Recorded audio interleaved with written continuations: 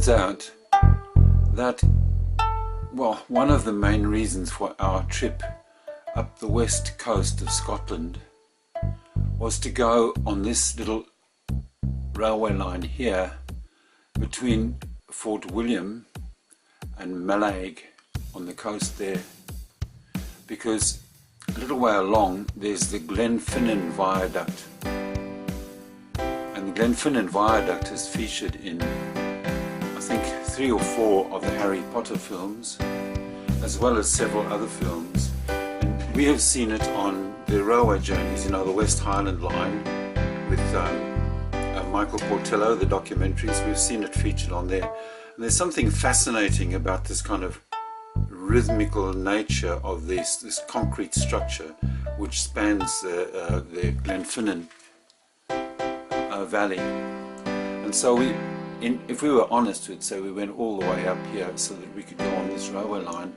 and we actually tried to book on the Jacobite, which is the steam train which goes back and forth, the tourist steam train, but there were no seats, so we ended up just taking the ordinary just government train back and forth and spending the day in Mallaig and taking pictures of the viaduct from our coach on the ordinary government one. But if you look down while you're crossing it, you'll see that there are dozens of people at the bottom photographing the train going across, and apparently parking is very difficult if you take your car there. Coming right up.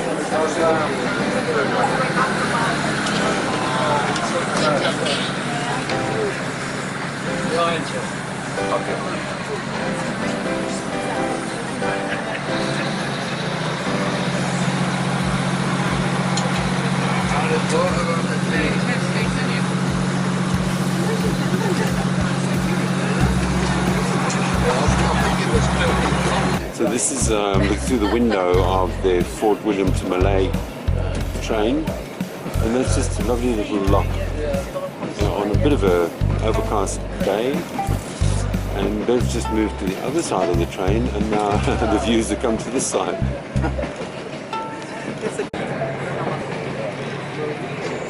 This is the famous steam train. It goes from Fort William to Mallaig. We're at Mallaig, so that's the steam train about to go back, and the coaches are old, put that way.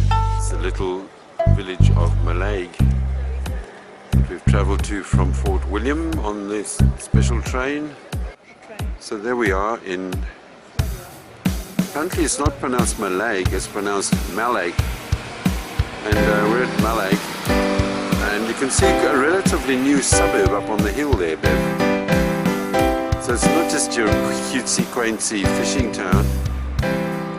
And this is in the second basin. I've shown you the first basin with, looks like trawlers and whatnot.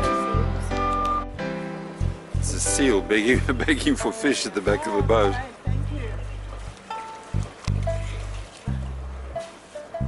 Wow, lucky seal. Wow.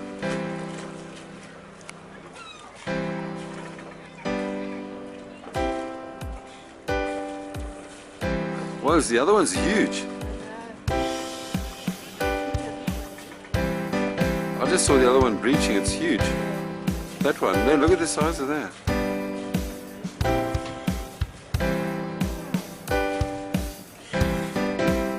That's a real bum that it was killing time at Mallaig,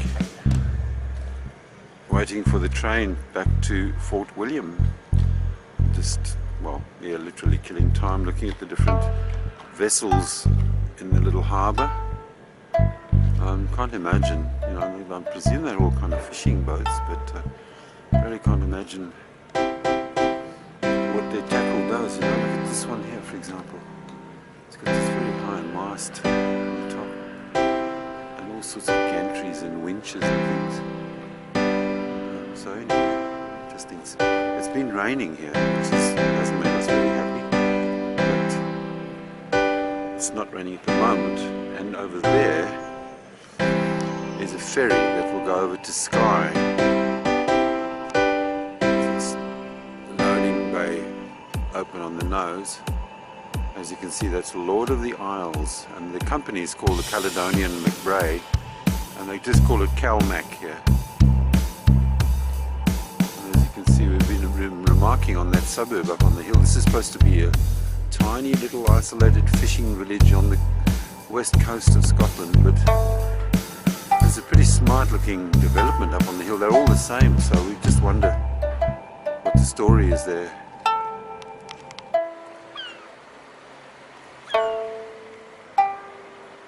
This is the famous West Highland steam train. They call it the Jacobite, and presumably it's waiting for its passengers to leave to go back to Fort William. I have to say it's a pretty weathered old thing.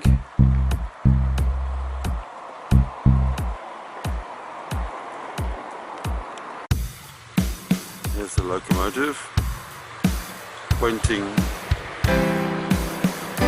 backwards because there's no way to turn here apparently. There's the steam locomotive. There's the train.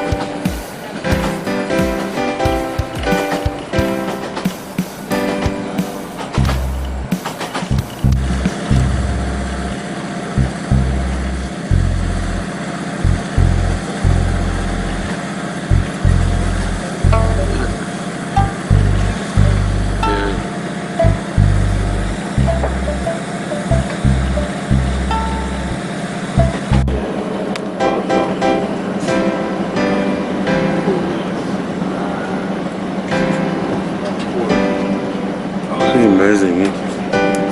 Yeah, looking back as well. That's great. There's a bonus. We're actually stopping